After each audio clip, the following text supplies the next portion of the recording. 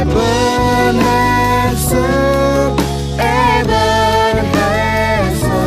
Sampai di sini Tuhan menolong. Puji Tuhan, haleluya. Kita bersyukur kembali untuk anugerah dan kemurahan Tuhan dalam kehidupan kita. Kita boleh kembali belajar kebenaran firman Tuhan pada saat ini. Kita akan membuka Alkitab kita bersama-sama di dalam Injil Matius. Injil Matius pasal yang ke-24 ayat 37 sampai 44. Matius 24 ayat 37 sampai 44, demikian firman Tuhan. Sebab sebagaimana halnya pada zaman Nuh, demikian pula halnya kelak pada kedatangan Anak Manusia. Sebab sebagaimana mereka pada zaman sebelum air bah itu makan, minum, kawin, dan mengawinkan, sampai kepada hari Nuh masuk ke dalam bahtera, dan mereka tidak tahu akan sesuatu sebelum air bah itu datang dan melenyapkan mereka semua. Demikian pula lah halnya kelak pada kedatangan Anak Manusia. Pada waktu itu, kalau ada dua orang di ladang, yang seorang akan dibawa dan yang lain akan ditinggalkan. Kalau ada dua orang perempuan sedang memutar batu kilangan, yang seorang akan dibawa dan yang lain akan ditinggalkan. Karena itu berjaga-jagalah, sebab kamu tidak tahu pada hari mana Tuhanmu datang. Tetapi ketahuilah ini, jika tuan rumah tahu pada waktu mana pada malam hari pencuri akan datang, sudahlah pasti ia berjaga-jaga dan tidak akan membiarkan rumahnya dibongkar. Sebab itu hendaklah kamu juga siap sedia, karena Anak Manusia datang pada saat yang tidak kamu duga.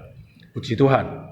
Kalau kita membaca Injil Matius pasal 24 ini, merupakan khotbah dari Tuhan Yesus tentang akhir zaman, dan khotbah ini disampaikan kepada para murid dan juga disampaikan kepada kita gereja Tuhan di akhir zaman ini. Kalau kita perhatikan tadi kebenaran firman Tuhan, maka Tuhan menjelaskan tentang apa yang akan terjadi di akhir zaman. Hari-hari di mana kita hidup pada saat ini. Dan keadaan di akhir zaman ini disampaikan Tuhan Yesus itu seperti sama dengan keadaan yang terjadi pada zaman Nabi Nuh.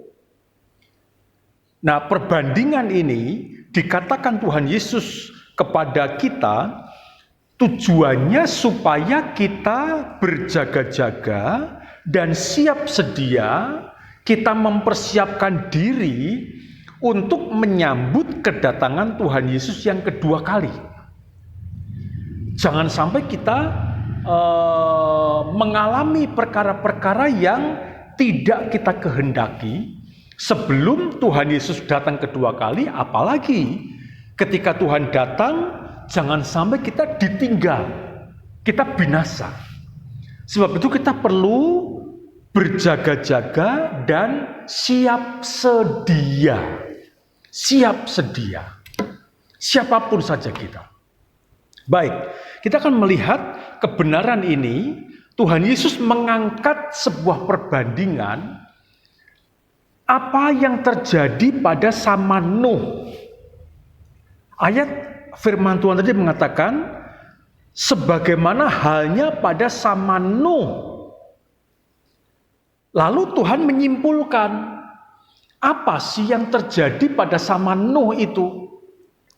Yaitu bahwa pada zaman itu mereka makan, minum, kawin dan mengawinkan sampai kepada hari Nuh masuk ke dalam bahtera. Memang kalau kita berargumentasi, Tuhan, apa salahnya sih orang makan, minum, kawin mengawinkan, apa salahnya sih? Oh, tidak ada yang salah. Itu hal yang manusiawi. Makan 3 kali sehari, minum berkali-kali kita melakukan hal ini.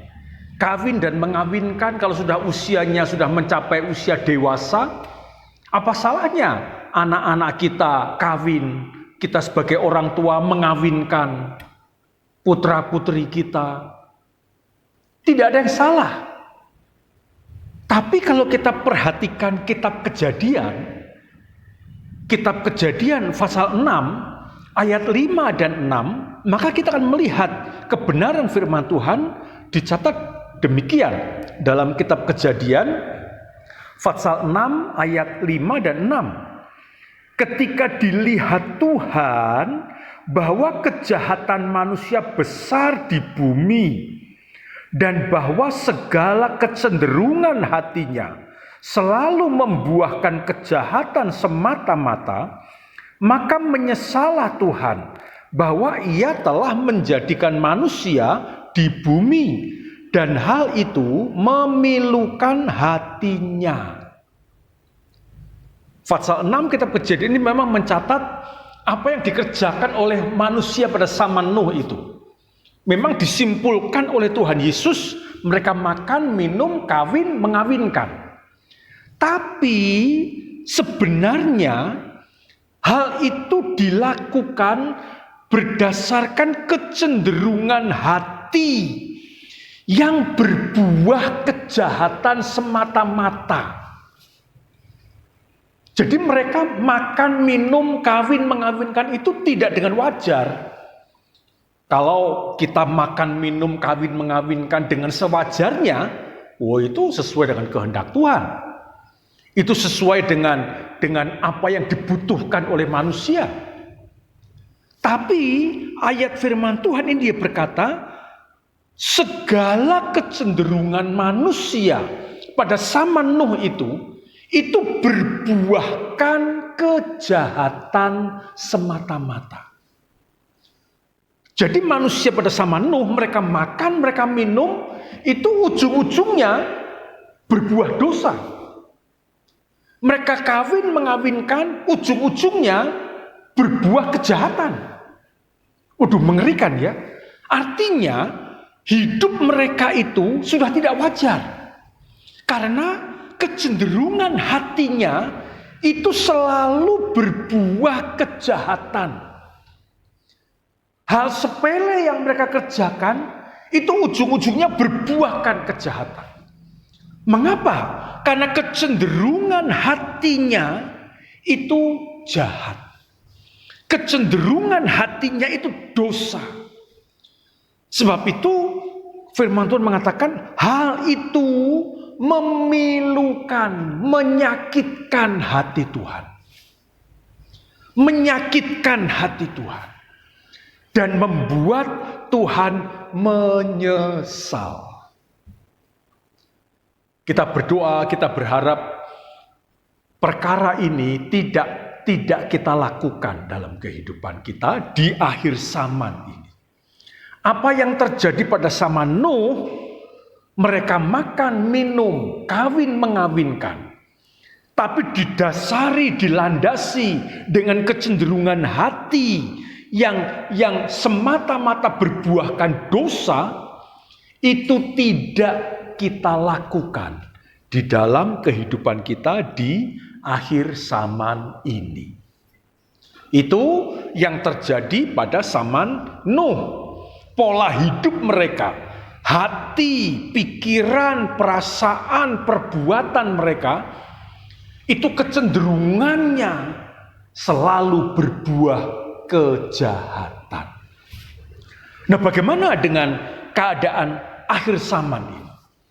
Kalau kita menyimpulkan zaman kita sekarang ini, zaman di mana kita hidup, sebenarnya keadaan kita sekarang ini, kalau kita bandingkan dengan zaman Nuh pada zaman dahulu, kita bisa menyimpulkan, waduh, kalau begitu zaman kita ini lebih jahat daripada zaman Nuh. Ya, Zaman kita ini, kita diperhadapkan dengan dosa yang luar biasa jahatnya, luar biasa gelapnya. Dosa yang demikian besar, yang kita dapat dengar, kita dapat baca, kita dapat pahami sekarang ini, dosanya luar biasa. Dan itu lebih mengerikan daripada zaman Nuh. Kalau sama Nuh makan, minum, kawin, mengawinkan yang didasari dengan kecenderungan hati berbuat dosa, sekarang ini itu lebih mengerikan lagi. Dosa Sodom dan Gomora sudah ada. Segala macam kejahatan sudah terjadi di dalam dunia di akhir zaman ini. Dan kalau pada zaman Nuh itu, manusia pada zaman Nuh itu dihukum oleh Tuhan dengan air bah. Karena segala kecenderungan hati mereka yang berbuat dosa. Apalagi dunia di akhir zaman ini. Dan firman Tuhan memang mencatat bahwa dunia ini akan dihukum oleh Tuhan. Ketika Tuhan datang nanti, Tuhan akan datang di satu sisi membawa upah, membawa pahala. Di satu sisi Tuhan akan membawa hukuman. Sebab itu ayat firman Tuhan tadi mengatakan, memerintahkan, berjaga-jagalah. Siap sedialah selalu. Sebab itu Alkitab dia mengajar kepada kita, dia memberi perintah kepada kita, memperhatikan dosa, memperhatikan situasi pada hari-hari ini. Mari berjaga-jagalah, siap sedialah. Supaya ketika Tuhan datang kembali kedua kali, kita menjadi pribadi-pribadi anak Tuhan. Gereja Tuhan yang siap menyambut kedatangan Tuhan yang kedua kali. Puji Tuhan. Sebab itu, kalau kita membaca kebenaran firman Tuhan, Yesus sendiri mengangkat pribadi Nuh. Tuhan Yesus sendiri menjadikan Nuh sebagai sebuah teladan bagi kita. Mengapa? Karena di tengah-tengah zaman manusia, dunia zaman itu yang kecenderungan hatinya berbuahkan kejahatan, tapi Nuh dia bisa tampil beda. Nuh dia dapat memiliki pribadi yang berjaga-jaga dan siap sedia sampai dia masuk ke dalam bahtera dan air bah datang. Dan Nuh dan keluarganya diselamatkan. Karena mereka berjaga-jaga dan siap sedia. Kita akan memperhatikan firman Tuhan ini yang mengajar kepada kita bagaimana kita berjaga-jaga dan siap sedia di tengah-tengah dunia di akhir zaman ini. Kita semua, kita harus menjadi pribadi-pribadi gereja Tuhan yang berjaga-jaga dan siap sedia. Seperti Nuh pada zaman itu. Kalau kita melihat apa yang dikerjakan oleh Nuh pada zaman itu, di dalam kitab Kejadian, pasal yang ke-6, ayat yang ke-9. Kejadian 6, ayat yang ke-9. Inilah riwayat Nuh. Nuh adalah seorang yang benar dan tidak bercela di antara orang-orang sesamanya. Dan Nuh itu hidup bergaul dengan Allah. Ini kunci. Ini kunci mengapa Nuh dapat menjadi pribadi yang berbeda dengan orang-orang sesamanya. Mengapa Nuh bisa muncul sebagai pribadi yang berbeda dengan orang-orang yang ada di sekitarnya. Dan Alkitab mencatat dia adalah seorang yang benar, yang tidak bercela, dan Nuh itu hidup bergaul dengan Allah. Nuh adalah seorang manusia sama seperti kita. Sama seperti kita. Dia makan juga 3 kali sehari. Dia minum juga. Dia kawin juga dengan istrinya. Dia mengawinkan juga anak-anaknya. Sama dengan kita. Tapi hatinya benar. Dia melakukan itu dengan kecenderungan hati yang benar. Kecenderungan hati yang tulus di hadapan Tuhan. Makan ya sewajarnya lah. Minum ya sewajarnya lah. Kawin mengawinkan ya sewajarnya lah. Tidak memiliki kecenderungan hati yang berbuahkan dosa. Di akhir zaman ini Tuhan juga ingin, Tuhan menghendaki supaya kita memiliki pola hidup yang sewajarnya, tapi dengan dilandasi kecenderungan hati. Kecenderungan hati dilandasi dengan motivasi hati yang tulus di hadapan Tuhan. Ayat tadi mengatakan Nuh itu hidup bergaul dengan Allah. Nuh itu memiliki hubungan yang intim dengan Allah. Nuh itu memiliki hubungan yang harmonis dengan Tuhan. Dan hubungan yang intim hidup bergaul dengan Allah itu akan berdampak bahwa dia akan hidup benar. Akan berdampak bahwa dia akan hidup tidak bercela. Ada orang yang berkata, waduh sulit untuk menjadi anak Tuhan itu sulit. Untuk hidup secara rohani itu sulit.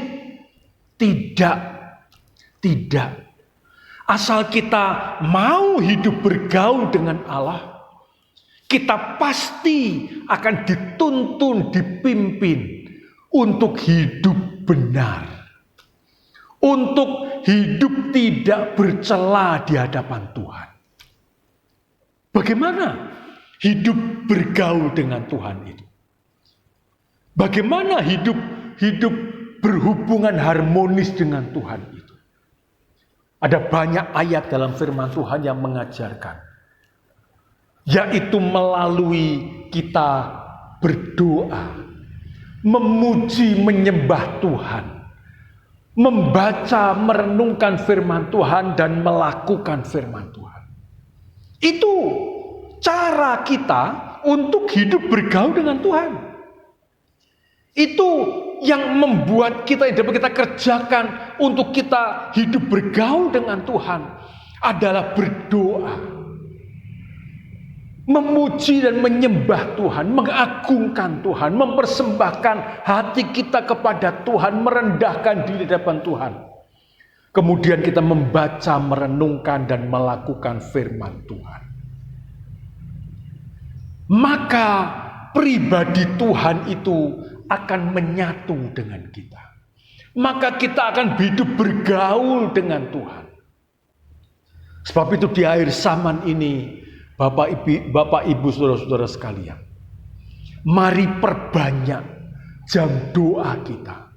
Perbanyak hari-hari kita, jam-jam kita untuk memuji dan menyembah Tuhan.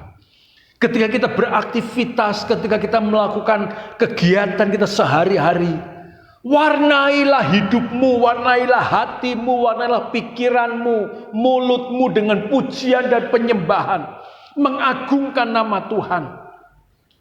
Perbanyaklah membaca, merenungkan firman Tuhan. Ketika muncul pikiran-pikiran yang negatif, pikiran-pikiran yang tidak dikehendaki Tuhan, buang itu. Dan ganti dengan merenungkan firman Tuhan. Ganti dengan memikirkan firman Tuhan.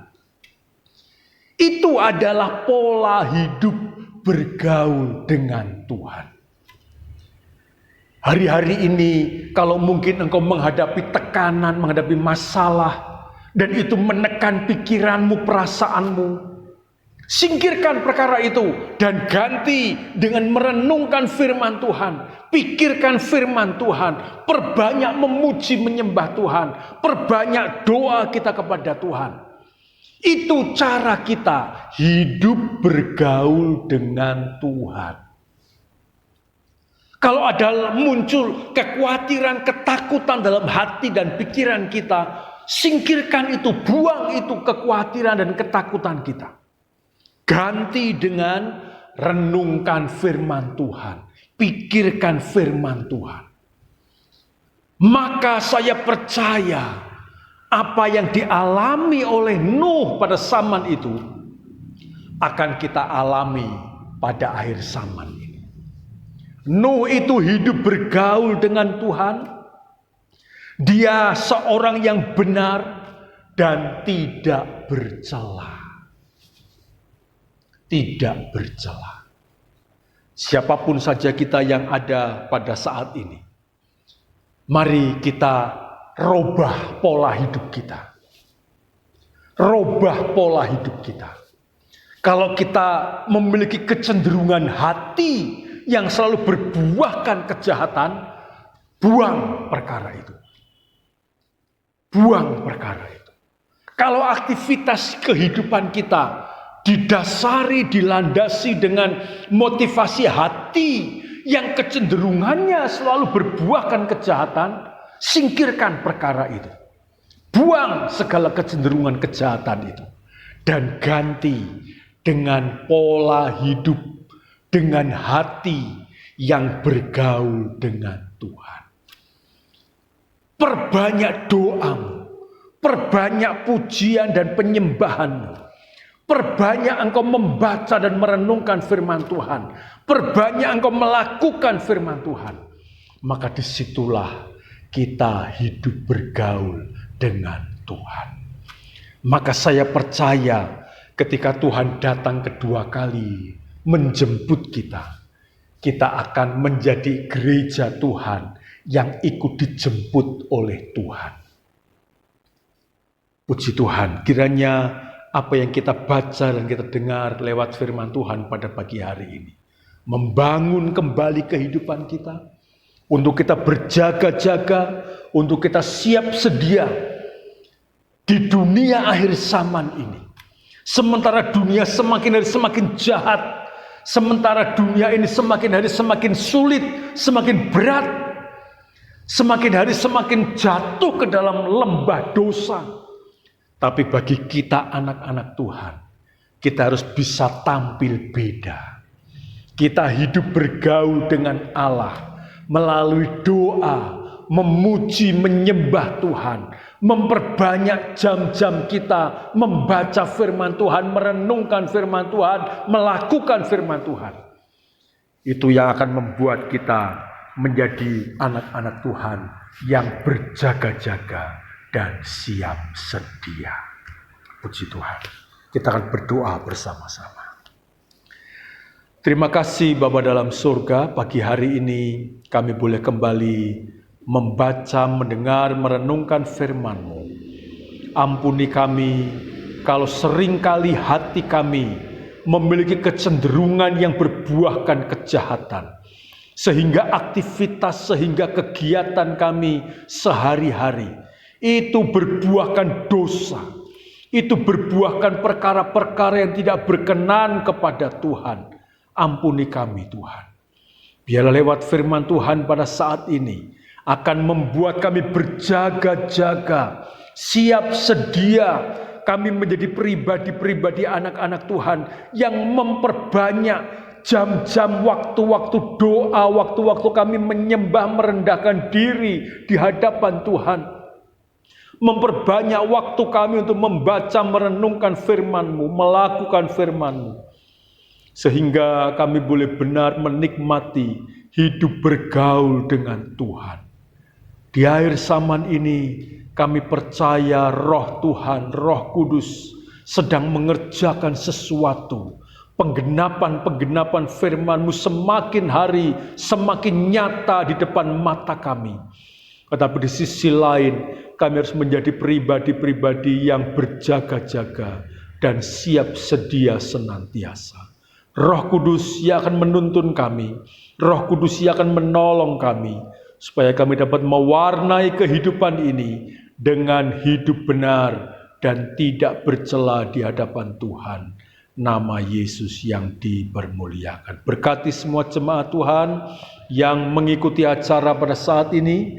Anugerah, sukacita, damai sejahtera senantiasa dilimpahkan dalam kehidupan kami. Dan nama Tuhan Yesus dipermuliakan lewat seluruh kehidupan kami. Terpujilah nama Tuhan sekarang ini sampai selama-lamanya. Kita akan terima berkat dari Tuhan. Akhirnya, saudara kekasih, terimalah berkat dari Allah Bapa, kasih kemurahan daripada Tuhan Yesus Sang Putra, dan persekutuan dan penghiburan di dalam Allah Roh Kudus tinggal beserta dengan kita semuanya, pagi ini, besok, dan seterusnya. Nama Tuhan Yesus yang dipermuliakan. Dengan penuh syukur, kami akhiri acara ini dalam berkat nama Tuhan Yesus Kristus, Tuhan dan Juru Selamat kami. Haleluya. Amin.